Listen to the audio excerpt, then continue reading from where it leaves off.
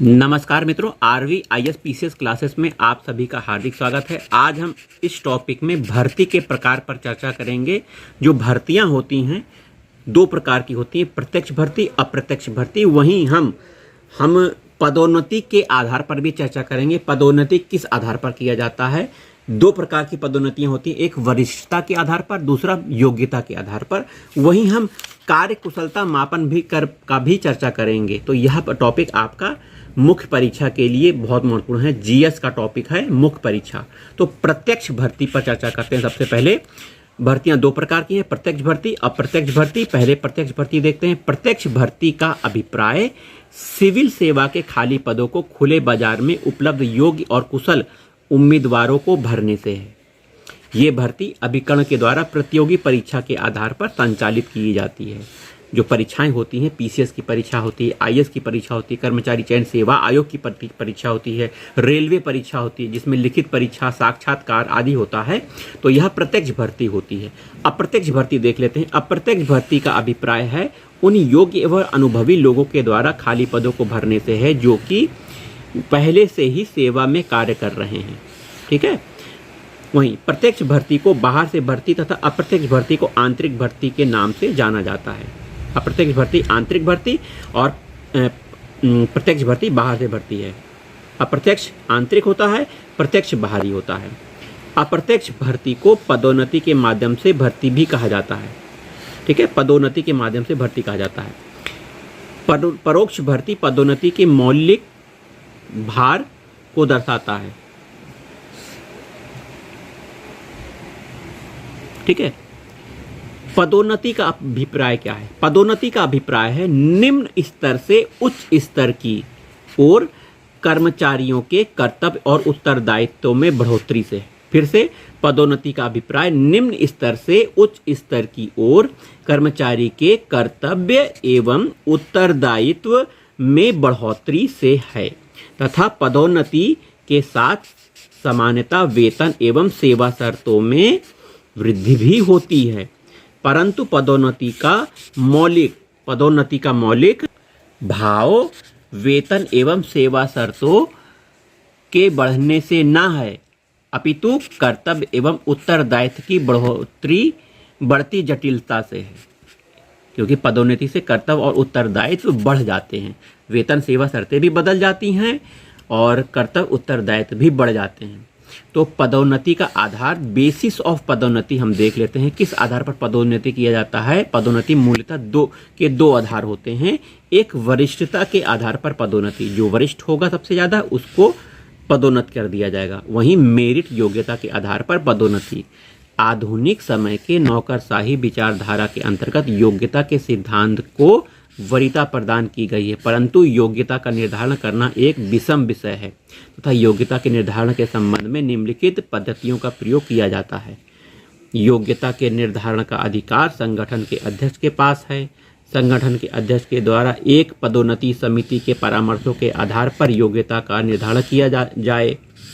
वहीं लिखित और मौखिक परीक्षा के आधार पर उम्मीदवार की योग्यता का निर्धारण किया जा सकता है। ये तीन प्रकार की हो सकती है: उत्पादन रिकॉर्ड प्रणाली, ग्राफिकल रिलेटिंग स्केल प्रणाली, व्यक्तिगत विकास प्रणाली।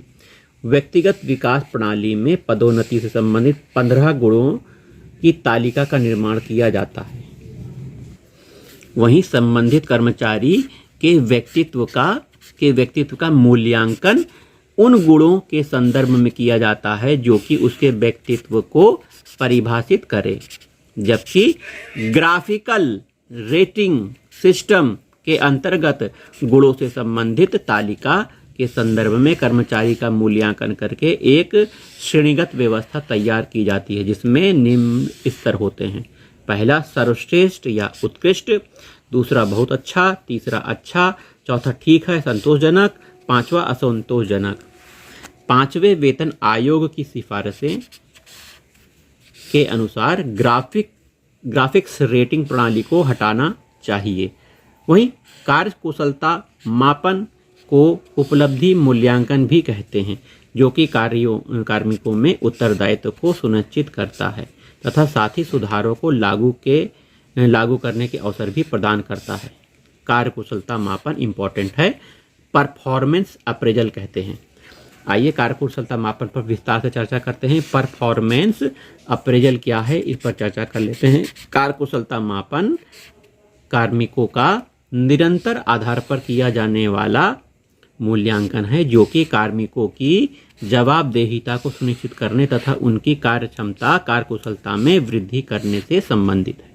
इस प्रक्रिया के अंतर्गत वैज्ञानिक सिद्धांतों के आधार पर एक मानक का निर्माण किया जाता है तथा उनके संदर्भ में कार्मिकों के उपलब्धि का मूल्यांकन किया जाता है। उपलब्धि मूल्यांकन वास्तव में योग्यता आधारित पदोन्नति प्रणाली को सुनिश्चित करने हेतु कर्मचारी की उपलब्धि का मूल्यांकन निरंतर आधार पर किया जाना अनिवार्य बनाता है। ठीक है, उपलब्धि मूल्यांकन हेतु उपलब्धि के मापदंडों को परिभाषित किया जाना अनिवार्य है। उपलब्धि के मापदंडों को निर्धारित करने के संदर्भ में कुछ सिद्धांतों का पालन करना चाहिए, जैसे उपलब्धि के मापदंड का संबंध कार्य के वास्तविक विषय वस्तु से होना चाहिए, न कि सतही पहलू से नहीं होना चाहिए।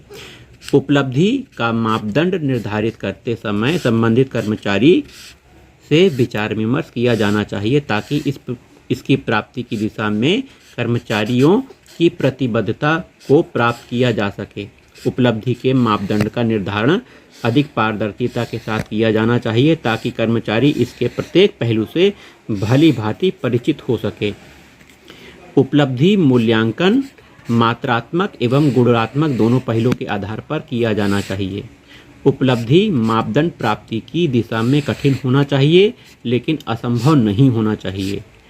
उपलब्धि मूल्यांकन का उद्देश्य कर्मचारियों के त्रुटियों को ढूंढने से न होकर उनकी कार्यकुशलता को विकसित एवं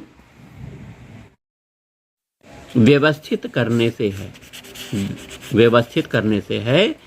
उपलब्धि मूल्यांकन के परिणामों की जानकारी निर्धारित समय सीमा के अंदर संबंधित कर्मचारी को दी जानी चाहिए ताकि समय रहते उसके कर्मचारी द्वारा सही कदम उठाया जा सके। ठीक है।